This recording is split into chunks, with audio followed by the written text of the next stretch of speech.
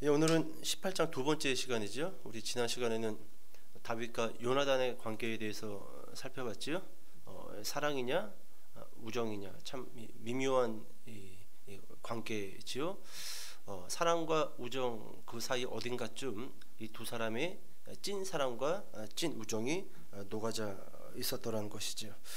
자, 오늘은 이 17절부터 29절까지 말씀을 읽고 18장 전체를 좀 맞춰 보도록 하겠습니다.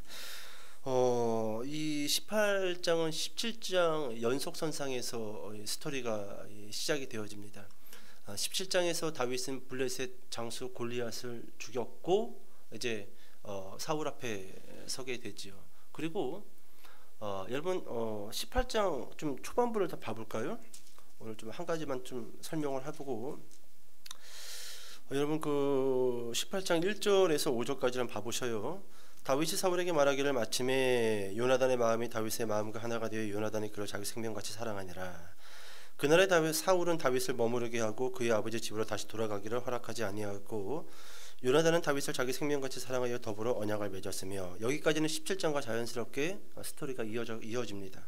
자, 그 4절 요나단이 자기가 입었던 겉옷을 벗어 다윗에게 주었고 자기의 군복과 칼과 활과 따로 띠도 그리하였더라. 스토리가 자연스럽게 연결되지요. 근데 여러분 5절을 볼까요? 다윗은 사울이 보내는 곳마다 가서 지혜롭게 행하매 사울이 그를 군대의 장으로 삼았더니 온 백성이 합당히 여겼고 사울의 신하들도 합당히 여겼더라. 이 5절이 좀 문제예요. 왜냐하면 한참 후에 이 다윗의 어떤 공로, 어떤 전쟁에서의 승리 그 기록을 이 5절에다가 여기다 갖다 놓은 거예요. 그러니까 지금 이제 다윗은 아직 사울의 이 어떤 이 왕궁으로 들어가지도 않았고 이 장수로도 아직 세워지지 않았단 말이죠. 근데 어떤 이유인지 모르겠지만 5절에다가 후대에 있어야 할 그 스토리를 여기다 집어넣습니다. 여기다가 그 이유가 참 좀 의아합니다. 그래서 우리가 이 사무엘 상하를 볼 때 때로는 이 편집자가 지금 스토리는 아니지만 이것을 조금 더 극화시키기 위해서 후에 있었던 스토리를 좀 여기다 좀 가져와서 여기다 좀 껴놓는 경우들이 있단 말이에요. 우리 이야기할 때도 그러잖아요. 스토리가 쭉 연결되어야 되는데 갑자기 저쪽에 있는 이야기를 여기다 갑자기 집어넣어 버리잖아요. 그런 경우들 없어요? 예, 그러니까 그런 스토리랑 약간 비슷한 개념으로 좀 이해하시면 좋을 것 같습니다. 자, 이제 다윗이 사울과 함께 골리앗을 죽이고 그리고 나서 이제 이스라엘 땅으로 복귀합니다. 자, 이때 오늘 이 본문에서 사울이 돌변을 합니다. 돌변한 이유가 뭐지요? 여인들이 노래를 불러요. 그 노래가 이렇지요. 가사가 사울이 죽인 자는 천천히요 다윗이 죽인 자는 만만히로다. 만만히로다. 이 노래의 가사로 인해 가지고 갑자기 기분이 좋았던 사울이 갑자기 돌변해 버립니다. 갑자기 웃고 있다가 표정이 싸늘하게 식어버리는 거예요. 제가 뭐 지난 시간에 잠깐 이야기했지만 좀 세 가지로 좀 설명해 드려 볼게요. 첫 번째, 때와 장소를 가려서 말하자입니다. 말 조심해야 돼요. 말. 이게 참 우리가 이 말이라는 게 참 이게 조심한다 하더라도 꼭 실수가 나갑니다. 그러니까 의도하지 않았는데 의도한 것처럼 말이 나갈 때가 있단 말이죠. 그래서 저는 한때는요 그냥 그 교회 성도들 앞에서 인사 말고는 말을 거의 안 했어요. 네. 왠지 아세요? 저도 실수를 몇 번 했어요. 의도치 않게. 그래서 안 되겠다. 아예 그냥 입을 이제 딱 봉해버리자. 설교할 때만 말하고 기도할 때만 말하고 그냥 딱 봉해버리자. 여러분 제가 평상시에 말이 많은 것 같아요? 네, 말 많아요. 말 많습니다. 자, 두 번째, 여러분 이 사울이 죽인 자는 천천히요 다윗이 죽인 자는 만만히로다. 천천히요 만만히로다라는 이 단어는요 이스라엘 그 역사를 보면은요 관용적인 표현입니다. 누가 누구보다 더 많이 죽였다 이게 아니라 다 잘 싸웠다라는 거예요. 잘 싸웠다라는 거예요. 관용적인 표현이에요. 근데 이 사울은 지금 이 말을 어떻게 들은 거예요? 기분 안 좋게 들은 거예요.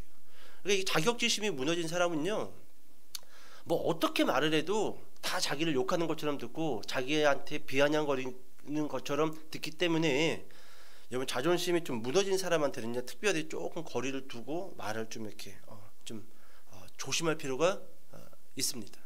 있어요. 자, 세 번째, 여러분 사울이 죽인 자는 천천히요 다윗이 죽인 자는 만만히로다. 이 말을 사울 왕이 듣고 극단적인 해석을 해버립니다. 그리고 나서 18장에 보면 이렇게 이야기하죠.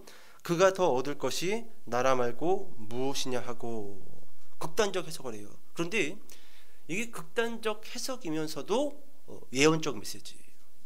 맞아요. 자기 입으로 툭 화가 나서 내질러 버렸는데 그 말이 맞는 말이에요. 그러니까 우리 입 조심합시다. 네? 말 조심해야 돼요. 내가 무심코 던진 그 한마디가 그 미래의 사건으로 될 수 있습니다. 있어요. 그래서 입 조심하고 말 조심할 필요가 있다라는 것이죠. 자, 여러분 사울이 이 여인들의 노래 가사를 듣고 나서 돌변했습니다. 그런데 저는 한 두 가지로 볼 건데 사울이 이 노래 가사에 180도 돌변한 그 심리적인 이유가 무엇인가? 먼저 첫 번째로 여러분 우리가 좀 찾아볼 게 있는데 15장으로 넘어가 볼게요. 15장 26절, 27절, 28절로 봐보겠습니다.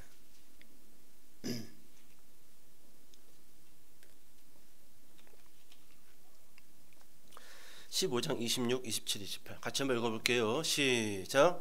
사무엘이 사울에게 이르되 나는 왕과 함께 돌아가지 아니하리니 이는 왕이 여호와의 말씀을 버렸으므로 여호와께서 왕을 버려 이스라엘 왕이 되지 못하게 하셨음이니이다 하고 사무엘이 가려고 돌아설 때에 사울이 그의 겉옷자락을 붙잡음에 찢어진지라. 사무엘이 그에게 이르되 여호와께서 오늘 이스라엘 나라를 왕에게 떼어 왕보다 나은 왕의 이웃에게 주셨나이다. 여러분 28절에 보면은 사무엘 선지자가 사울에게 뭐라고 이야기합니까? 여호와께서 오늘 이스라엘 나라를 왕에게서 떼어 왕보다 나은 왕의 누구에게 주셨나이다? 이웃에게 주셨나이다. 잘 봐요. 여러분 15장 28절 봐보세요. 후반부 왕의 이웃에게 주셨나이다 라고 했을 때 이 주셨다라는 것이요 완료형이에요. 완료형. 잘 봐요. 저 잘 보세요. 주무시면 안 돼요. 네. 여러분 지금 사무엘 선지자가 사울 왕에게 왕이시여 이미 하나님께서 왕의 이웃에게 왕의 자리를 주었습니다라고 했을 때요 줄 것이다가 아니라 지금 이미 줬다라는 거예요. 그러니까 이런 말입니다. 너 더 이상 왕 아니라는 거예요. 그리고 어딘가에 그 왕이 있다 없다? 있다라는 겁니다. 이래서 여러분 사울이가 눈이 뒤집어져 버린 거예요. 그러니까 나는 지금 이름만 왕이고 진짜 왕은 이스라엘 어딘가. 근데 이웃이라고 했단 말이죠. 이웃이라고 했어요. 그러면 이 이웃이라는 단어를 봐볼까요? 히브리어로 레아라는 단어인데요. 이 레아라는 이웃이라는 단어는요 어디 그냥 뭐 뜬구름 잡는 이웃이 아니라 내가 알고 있는 가까운 사람들 그 이웃을 의미합니다. 그러니까 이때부터 사울은 눈에 불을 켜고 누굴 찾을까요? 왕이 될 놈. 될 놈이 아니에요. 왕이 된 놈. 그 놈 잡으면 내가 어떻게 한다? 죽인다. 그래서 항상 이 사울 왕의 이 신경이요 딱 이 곤두서 있는 거예요. 누가 왕이 될 놈이지? 저놈이 똑똑한데 저놈인가? 아 저놈이 이번에 좀 이렇게 해가지고 좀 이렇게 정치 좀 힘을 얻은 것 같은데 저놈인가? 여러분 17장에서요 다윗이 이 골리앗을 죽이잖아요. 그죠? 그때 그 광경을 보고 있었던 사울 왕의 마음이 좋았을까요? 씁쓸했을까요? 좋으면서도 씁쓸했습니다. 왜요? 저놈인가? 저놈인가? 이스라엘에 아무도 안 나타났잖아요. 근데 어린 다윗이 딱 등장을 해가지고 골리앗을 딱 죽이는 순간 우리가 볼 때는 막 사울에게 막 춤췄을 것 같죠. 저는 그렇게 보지 않습니다. 입은 웃고 있는데 여기서 막 부글부글 끓는 거예요. 누구든지 잘 되면 안 돼. 누구든지 잘 되면 안 돼. 그 심리가 사울 왕에게 항상 자리 잡고 있었다라는 거예요. 그래서 여러분 볼까요? 여러분 17장 넘어가 봅시다. 17장 55절부터 좀 봐볼게요. 17장 55절부터 한번 따라와 보세요. 사울은 다윗이 블레셋 사람을 향하여 나아감을 보고 군사령관 아브넬에게 묻되 아브넬아 이 소년이 누구의 아들이냐? 이게 첫 번째 물어보는 거예요. 지금 다윗이 누군지에 대해서 물어보는 겁니다. 이 소년이 누구의 아들이냐? 아브넬이 이르되 왕이여 왕의 사심으로 맹세하옵나니 내가 알지 못하나이다 하매 56절 같이 한번 읽어볼게요. 여러분들만 시작. 두 번째 물어보죠. 두 번째 물어보지? 맞아요, 틀려요? 두 번째 물어보잖아요. 얘가 누구냐고 물어보잖아요, 지금. 자, 그리고 58절 같이 한번 읽어볼게요. 시작. 사울이 그에게 묻되 소년이여 누구의 아들이냐 하니. 몇 번째 물어봤어요? 세 번째. 왜 이렇게 자꾸 물어볼까요? 아브넬이라는 군 사령관을 불러가지고 쟤 누구냐 물어봐요. 또 물어봅니다. 그리고 이번에 다윗을 직접 불러가지고 또 물어봅니다. 왜 그럴까요? 사울 왕이 지금 어떤 이 심리적인 상태예요? 말했잖아요. 이웃에게 줬단 말이에요. 나는 왕이 아니야. 사람들은 내가 왕이라고 하지만 쟤들은 지금 모르고 있는 거야. 계속 감춰야 돼. 그래서 빨리 왕이 된 놈을 죽여야 되는데 지금 다윗이라는 어린 소년이 골리앗을 죽였단 말이죠. 그러니까 입은 웃고 있는데 속에서는 막 부글부글 끓는 거예요. 누구도 이기면 안 돼. 그러니까 누군가는 이겨줬으면 하는 마음이 있는 반면에 50%는 아무도 안 이겨줬으면 좋겠어. 아무도. 그래도 내가 왕인데 내가 죽여야 되는데 나는 못 죽일 것 같고. 우리 그런 거 있잖아요. 제가 지난번에 이야기했잖아요. 이 건강한 담임 목사는요, 부교육자들이 사역을 잘하고 설교를 잘하면요, 막 응원해주고 합니다. 근데 이렇게 무너져 있는 사람은요, 막 스스로 자괴감이 쌓여요. 저 전도사가 설교를 너무 잘해. 저 부목사에게 청년부를 맡겼는데 몇 년 만에 막 100명 이상 부흥됐어. 그러면 막 혼자서 막 성경 쳐가지고 막 머리를 막 이러면서 거의 막 반 사이코 같은 행동들을 보여요. 이걸 뛰어넘지 못하는 거예요.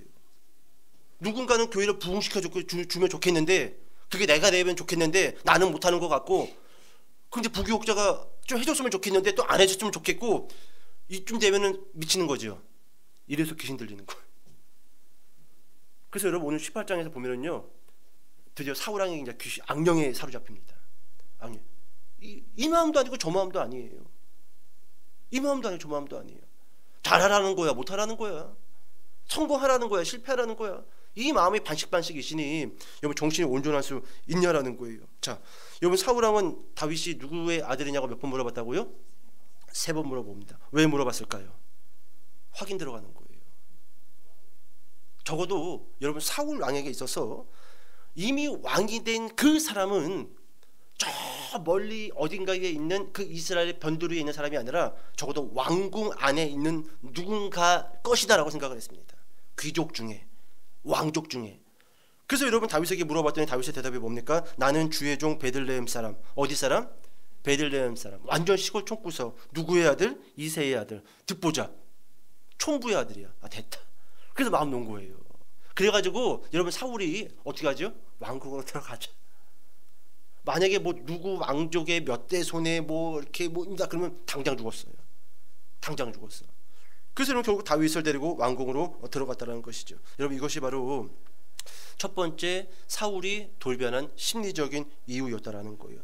계속 내 이유 가운데 누군가가 왕이 있을 거다. 그 왕을 찾아서 죽여야 된다라는 마음을 품고 있었다라는 것이죠. 자, 두 번째, 사울이 여인들의 노래를 듣고 돌변한 두 번째 이유. 자, 여러분 15장 30절 말씀 좀 읽어볼게요. 넘어가서 15장 30절.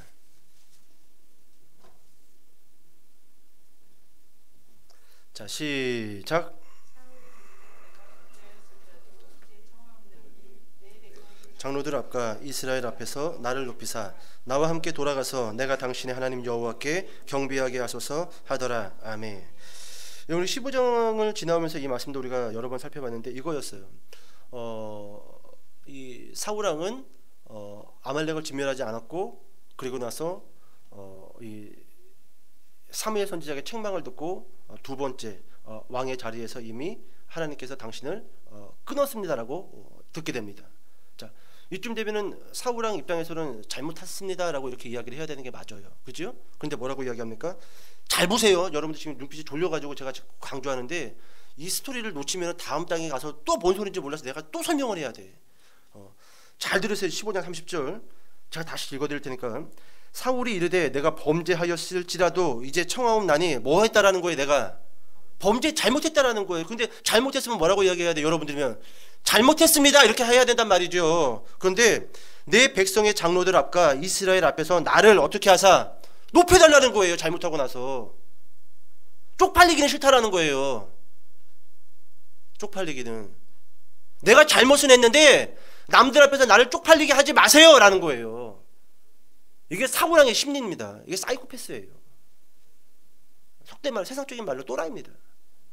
지가 잘못했으면은 남 눈치 볼 게 아니라 본인이 왜 잘못했고 이것을 어떻게 수정하고 어떻게 고칠 건가를 생각을 해야 되는데 지금도 남 눈치 보고 있어.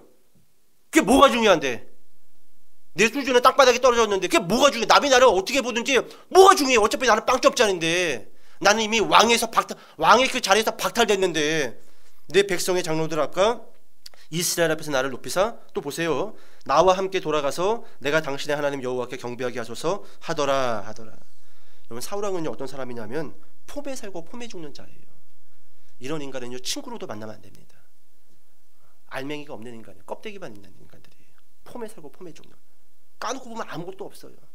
까놓고 보면 뭐 준비한 것도 없고 뭐 열심히 해가지고 뭔가 좀 이렇게 좀 뭔가 만들어 놓은 것도 없고 그냥 겉보기만 사람들 보기만 그냥 내 영광하고 내 인기만 그냥 지킬 수 있으면 그냥 덮어놓고 그냥 하루하루 사는 사람들, 그렇게 견디는 사람들, 폼에 살고 폼에 죽는 자라는 거예요. 여러분 15장 30절 후반부를 보니까 이런 말씀도 있지요. 내가 당신의 하나님 여호와께 경배하게 하소서 하더라. 누구의 하나님께요? 당신의 하나님 여호와께 경배하게 하소서 하더라.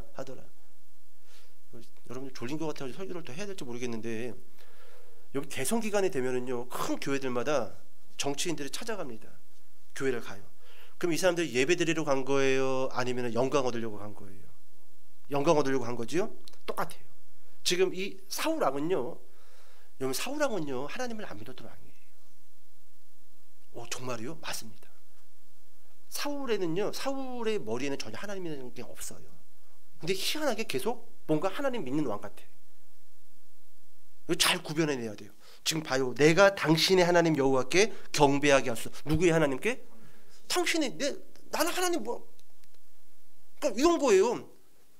그 하나님 교회를 한 번도 안 나갔던 대선 주자가 대선 때가 되니까 큰 교회 가서 예배를 드리는데 여러분 그 모습 보고 처음 본 사람 하나님 믿나 보다. 근데 실제로 하나님 믿는 거예요? 아니지요? 그 예배 드리는 모습을 보여줌으로 인해서 기독교인들의 표를 얻겠다라는 거잖아요. 지금 사울왕이 지금 그 모습이에요. 내가 당신의 하나님 여호와께 경배하게 하소서. 왜? 이 백성들이 하나님을 믿는 백성이니까 나도 하나님 믿는 것들을 좀 해야지 백성들이 나를 따르지 않겠습니까? 라고 사무엘 선지자에게 이야기하고 있는 거예요. 기가 막힌 왕이죠. 이런 왕이 여러분 이스라엘 첫 번째 왕이 됐다라는 게 저는 좀 놀랄 노자예요. 여러분 사울왕 사람들에게서 영광을 받는 것이 삶의 이유였던 왕입니다. 여러분 그거 아세요? 이 교만이라는 것은요 사람과 사람이 있을 때 생기는 거라고 합니다. 근데 나 혼자 아무도 없는 곳에 나 혼자만 있으면요 사람은 교만해지지가 않는데요. 우리가 멋을 내고 치장을 하는 것도요 나와 그가 있기 때문에 더 그게 부각되고 더 그게 발전된다라는 겁니다. 근데 나 혼자 있는, 만약 어떤 사람이 나 혼자만 산다라고 한다면 교만의 거 자랑이거든요. 자랑할 일도 없고 나의 영광을 더 화려하게 보이려고 꾸밀 이유가 있어요 없어요? 거울 볼 일이 있어요 없어요? 없지요? 근데 여러분 사울왕은요 철저하게 그런 인간이었어요.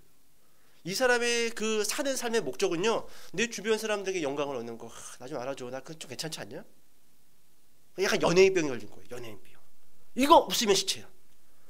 돈이 많아도 필요 없어. 그냥 사람들이 내 앞에서 구신구신하고 내 한마디면 그냥 이리 갔다 저리 갔다 하고 나한테 박수 쳐주고 그냥 이거 하나만으로 그냥 흠뻑 젖어가지고 살았던 왕이에요. 바로 사울 왕이었다는 거예요. 근데 여러분 이렇게 폼사였던 왕이 다윗과 함께 돌아오다가 여자들이 뭐라고 노래 불렀어요? 사울이 죽인 자는 천천히요 다윗이 죽은 만만이로다. 이 노래를 듣는 순간 눈깔이 돌아갔을까요? 안 돌아갔을까요? 눈깔 돌아가는 거예요. 좀 우리 여자분들 좀 이해하기 쉽게 이렇게 좀 설명해 볼까요? 나보다 얼굴도 못생겼어. 공부도 못해. 돈도 별로 없어. 그래서 항상 내 꼬봉이었어. 학생 때부터 얘가 친구가. 근데 어디서 기가 막힌 백마탄 왕자 같은 남자가 나타났는데 당연히 나한테 청혼 프로포즈를 할 줄 알았어. 항상 셋이서 같이 놀긴 했었어. 언젠간 나한테 청혼을 하겠지. 근데 얘한테 프로포즈를 해버린 거야. 내가 얘보다 부족한 게 뭔데? 이때 눈 돌아가요 안 돌아가요? 둘 다 죽이지요 그냥. 지금 이런 심정이에요.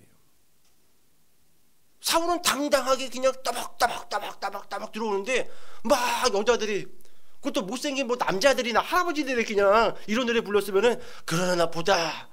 근데 그냥 이쁜 아가씨들이 노래를 막 걸그룹들이 나와서 춤을 추는데 뭐라고 춤추면서 노래 부르는 거예요? 사울이 죽인 자는 천천히요, 다윗이 죽인 자는 만만이로다.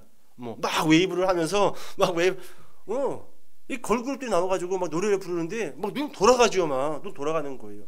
이게 여러분 사울이 돌변한 아주 중요한 이유라는 겁니다. 자, 이제 중반부로 넘어가 봅시다. 사울은 다윗이 그 이웃이라는 사실을 알게 됐죠? 알게 됩니다. 아, 하나님이 이미 왕으로 선택한 그 사람이 바로 이 녀석이구나. 이 녀석이구나. 자, 이제 다윗이 바로 그 이웃이라는 사실을 알게 되고 다윗을 제거하기 위한 작업을 준비하기 시작합니다. 자, 이제 그 부분만을 보고 오늘 설교를 딱 마칠게요. 자, 본문 돌아와서 17절 봅시다. 18장 17절. 자, 같이 한번 읽어볼게요. 시작. 사울이 다윗에게 이르되 내 맏딸 메랍을 내게 아내로 주리니 오직 너는 나를 위하여 용기를 내어 여호와의 싸움을 싸우라 하니 이는 그가 내가 내 손을 그에게 대지 않고 블레셋 사람들의 손을 그에게 대게 하리라 함이라. 아멘. 자, 여러분 다윗이 이제 제거하기 위한 계획을 준비를 하는데 첫 번째 계획이 뭐냐면 사울의 맏딸 이름이 뭐예요? 메랍입니다. 메랍을 아내로 주겠다라는 겁니다. 주겠다라는 거예요. 여러분 여기 이 대목이 중요한데 17절에서는요 중반부를 보면은 내 맏딸 메랍을 내게 아내로 주리니, 여기 잘 보세요. 오직 너는 누구를 위하여? 나를 위하여 용기를 내어 여호와의 싸움을 싸우라 하니. 여러분 잘 봐요. 여호와의 싸움을 싸우라고는 했습니다. 근데 누구를 위하여? 나를 위하여. 그러니까 이렇게 이야기해 볼게요. 제목 여호와의 싸움, 목적 사울 왕을 위하여예요. 제목은 뭐라고요? 여호와를 위하여. 목적은 나를 위하여. 확 와닿지 않아요? 하나님께 예배, 하나님께 헌신, 하나님께 헌금, 목적 나를 위하여, 나를 위하여 이거예요. 이게 먼 나라의 내 스토리가 아니에요. 내 스토리예요. 우리 스토리예요. 제목은 여호와를 위하여예요. 여러분 우리가 예배를 드릴 때 이 예배는 누구를 위하여? 여호와를 위하여. 맞아요, 틀려요? 그죠? 그럼 목적은 어디 있어? 예배의 목적. 누구를 위하여? 나를 위하여. 여기서 핀대가 안 맞는 겁니다.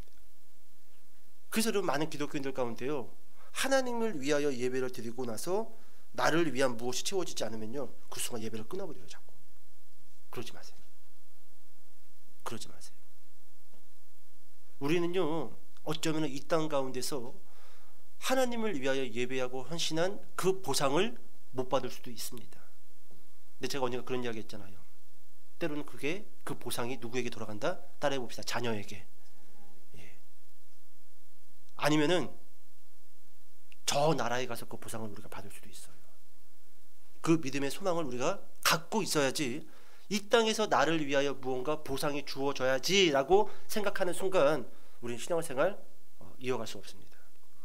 예배드릴 수 없어요. 지금 사울이 꼭 그와 같은 요구를 다윗에게 요구하고 있는 겁니다. 자, 여러분 17절 다시 한번 봐보세요. 사울이 다윗에게 이르되 내 맏딸 메랍을 네게 아내로 주리니 오직 너는 나를 위하여 용기를 내어 여호와의 싸움을 싸우라 하니. 자, 여기서부터 같이 한번 읽어볼게요. 시작.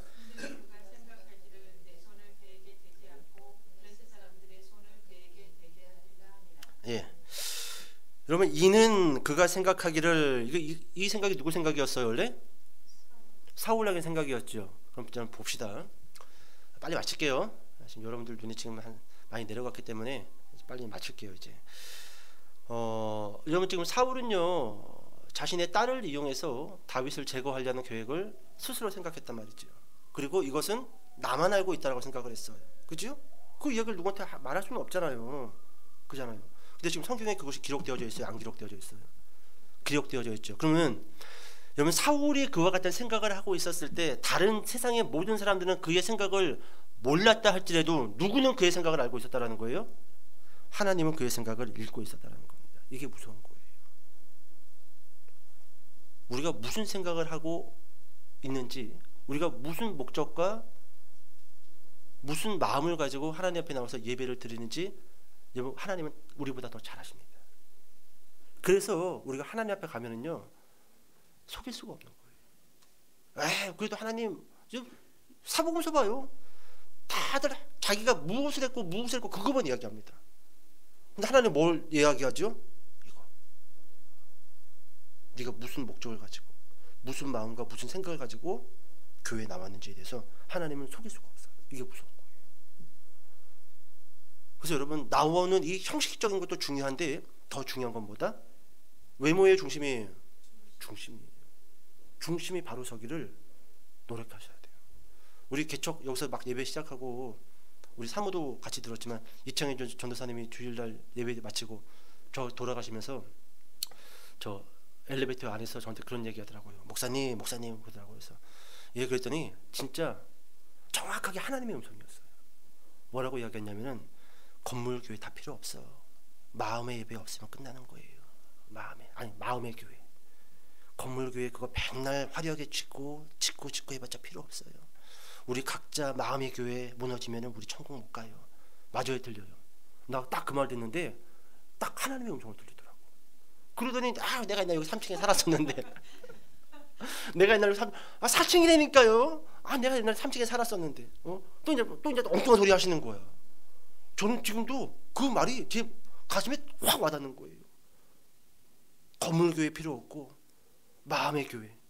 우리 각자 마음의 성전 져야지 하나님 사람이고 천국 갑니다. 마음의 성전 잘 지세요, 목사님. 나 그 얘기 듣는데요. 그냥 하나님이 뒤통수를 저한테 한데 그냥 후려 갈기시는 것 같더라고요. 정신 차리라고. 너 자꾸 여기에다가 뭐 의자도 갖다 놓을 생각하는데 그거 다 필요 없다. 지금 네 앞에 있는 사람들 그 마음에 하나님 성전 지어지지 않으면은 이 교회가 무슨 뭐 10평에서 100평으로 넘으면 더 확장된다 할지라도 아무 의미 없다. 마음의 성전 짓자. 한번 따라해 보실래요? 마음의 성전 짓자. 그렇습니다. 그래요. 자, 이제 좀 넘어가 봅시다. 자, 이제 오늘 본문으로 다시 돌아와서 19절부터 21절까지 자, 읽어보겠습니다. 19절부터 21절까지.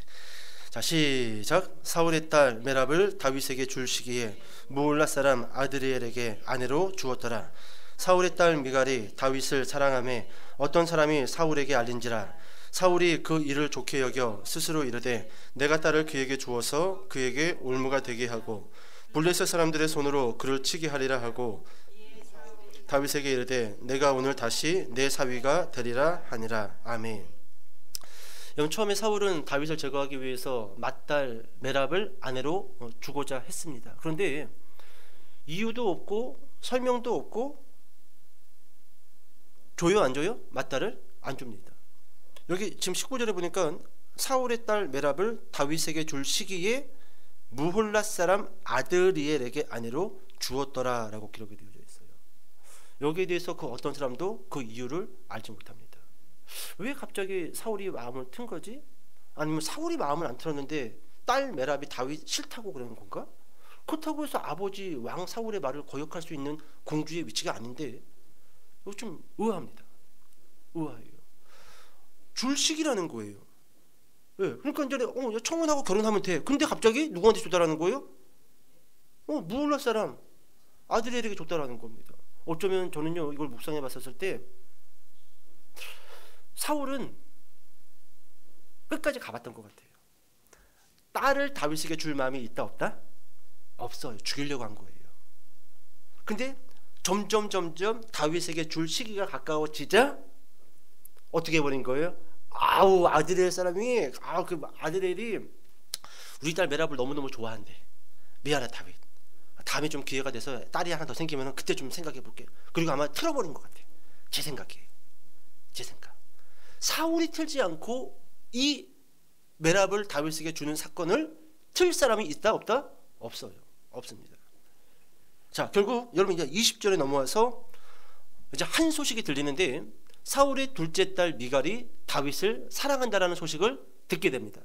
자, 그리고 사울은 이제 그 미갈을 이용해서 다윗을 죽일 계획을 두 번째로 세우기 시작한다라는 거예요. 그 이유를 제가 간략하게 설명을 하고 이제 설교를 좀 마치도록 하겠습니다. 여러분 이제 미갈을 다윗에게 주기 위해서 이제 계획을 세우는데 사울의 계획은 이거였던 겁니다. 다윗을 불러가지고 내 딸 미갈을 줄 테니 너는 블레셋에 가서 100명의 사람을 죽이고 포피 100개를 잘라서 가지고 오라는 것이 결혼 조건이었어요. 포피가 뭘까요? 남자들 고추예요. 고추 껍데기를 칼로 잘라가지고 오라는 거예요. 여러분 전쟁 중에 언제 고추 껍데기를 언제 자를 시간이 어디 있어요? 예? 남의 고추 만질 시간이 어딨냐고. 전쟁 중에 지금 막 화살이 왔다 갔다 하고 있는데 그것도 한 놈도 아니고 몇 놈? 100놈 고추를 만지고 와야 돼. 이야, 이거 남자로서는요, 저는 안 하면 안 했지, 이야, 결혼 안 하면 안 했지 이 짓거리 못합니다. 근데 다윗이 어떻게 합니까? 하겠다고 합니다. 또 그래가지고 가요. 또 신나게 갑니다. 근데 포피를 몇 개를 자르냐 하면은 200개 잘라요. 야, 다윗이 더 징해. 아니 언제 고추를 만져가지고 포피를 100개 시간이 어딨냐고. 근데 200개를 잘라가지고 옵니다. 자, 결국 여러분 이제 봅시다. 여러분 사울은 실제로 딸을 주고자 하는 마음이 없었는데 다윗이 블레셋 포피 자르려고 들어갔다가 죽을 줄 알았단 말이죠. 근데 죽어요, 살아요? 살잖아요. 100개가 아니라 200개를 잘라갖고 오지요. 자, 결국 사울의 계획은 숲으로 돌아가고요. 그렇기도 막으려고 했던 그 다윗이요, 촌부의 아들 다윗이 일순간에 왕족이 됩니다. 그러니까 여러분 봐요. 하나님이 하시는 일에 있어서 사람이 막을 수 있을까요? 못 막아요. 엄청난 계획을 세운다 할지라도요, 하나님이 추진하시는 그 일은요, 사람이 막을 수 있다 없다? 없다라는 거예요. 다윗을 제거해야 됐을 사울은 오히려 그 다윗을 왕족으로 만드는 거잖아요. 계획을 세우면 세울수록 자신에게 해만 돼. 여러분 이런 경우들 있었어요? 나는 무슨 계획을 세우면은 다 계획이 엉망진창이 돼. 차라리 계획을 안 세우고 사는 것이 더 행복한 것 같아. 뭐 그런 경우들 없었어요? 지금 사울이 딱 그 짝이에요. 앞으로 사울이 죽는 순간까지 사울은 계속 계획을 세우는데 그 세운 계획들마다 오히려 자신에게는 해가 됩니다. 그리고 다윗에게는 약이 돼요. 희한합니다. 이쯤 되면 계획을 안 세워야 되는데 끝까지 계획을 세워요. 끝까지. 결국 계획 세우다가 결국 죽잖아요. 자, 여러분 28절과 29절 제가 읽어드릴게요. 여호와께서 다윗과 함께 계심을 사울이 보고 알았고 사울의 딸 미갈도 그를 사랑하므로 사울이 다윗을 더욱더욱 두려워하여 평생에 다윗의 대적이 되니라. 아멘. 여러분 28절 다시 한번 봐보세요. 여호와께서 다윗과 함께 계심을 사울이 보고 알았고. 사울이 무엇을 알고 봤다라는 거예요? 다윗에게 누가 함께하고 있다? 하나님이 함께하고 있다라는 것을 보고 알았다라는 겁니다. 심지어 사울의 딸 미갈도 다윗을 사랑하고 있다라는 것을 알게 되었다라는 거예요. 자, 이쯤 되면은요, 여러분들이 사울이에요. 그 다윗에게 이제 사위가 됐잖아요. 그리고 이미 하나님이 함께하고 있다라는 게 눈에 보일 만큼 그게 확연하게 들어온단 말이죠. 그럼 여러분들 같았으면 왕 넘겨줘야 돼요, 안 넘겨줘야 돼요? 넘겨줘야죠. 뭘 자꾸 그렇게 연연해요. 넘겨주고 나는 뒤에서 그냥 다윗 코치하면서 골프나 치고 승만을 하면서 그렇게 산 여생을 보내면 되잖아요. 어차피 노년기인데. 근데 29절 봐요. 사울이 다윗을 더욱 두려워하여 평생에 다윗의 대적이 되니라. 기가 막힐 노릇이죠. 기가 막힐 노릇이에요. 이제 여러분 설교 정말로 마치도록 하겠습니다. 여러분 사울과 똑같이 행동한 사람들이 성경에 있어요. 넘겨줬어야 되는데 두려워하면서 대적이 되었던 사람들. 누군 줄 아세요? 헤롯과 종교 지도자들입니다. 여러분 헤롯과 종교 지도자들은요, 마국간에서 태어난 그 아기 예수님이 하나님이 보내신 메시아라는 사실을 몰랐던 게 아니에요. 알고 있었습니다. 심지어 죽은 자도 살리잖아요. 폭풍을 잔잔케 하고 나병, 하나님만이 주신 그 병을 예수님이 치료할 때 여러분 헤롯과 종교 지도자들은 인정했어야 돼요. 근데 인정해요, 안 해요? 안 하지요? 끝끝내 예수님을 두려워하면서도 끝끝내 대적해서 어디에 못 박아버려요? 십자가에 못 박아버리죠. 여러분 왜 이런 일들이 일어날까요? 잘 봐요. 중요합니다. 우리는요 좀 이렇게 볼까요? 오해하지 마세요. 여러분 하나님은요 지금 저를 통해서 지금 하나님이 여러분들에게 말씀하고 계신 거예요. 이거 믿으셔야 됩니다. 저 입장에서는요, 하나님이 여러분들 통해 저한테 말하는 거예요. 이걸 믿어야 돼요. 왜 다윗을 끝까지 죽이려고 했는가? 왜 예수님이 하나님의 아들이라는 사실을 아는데도 왜 예수를 못 박아버리는가? 사람으로 본 거예요. 사람이기 때문에 쉬운 겁니다. 저 사람이 하나님이라고 생각해야 돼요. 지금 여러분 앞에 서 있는 저를요, 그냥 김원영 목사 사람 그럼 쉽습니다. 언제든지 멱살 잡을 수 있고 언제든지 뒤돌아설 수 있어요. 근데 그렇게 생각하지 말자라는 거예요. 여러분, 하나님은요 절대로 하나님의 형상을 가지고 여러분 앞에 나타날 일 없어요. 여전히 말씀을 통해서 목회자들과 또 믿는 사람들을 통해서 하나님 자신이 나타납니다. 근데 우리는 자꾸 내 앞에서 말하고 있는 저 사람 사람이지, 그러니까 쉬워.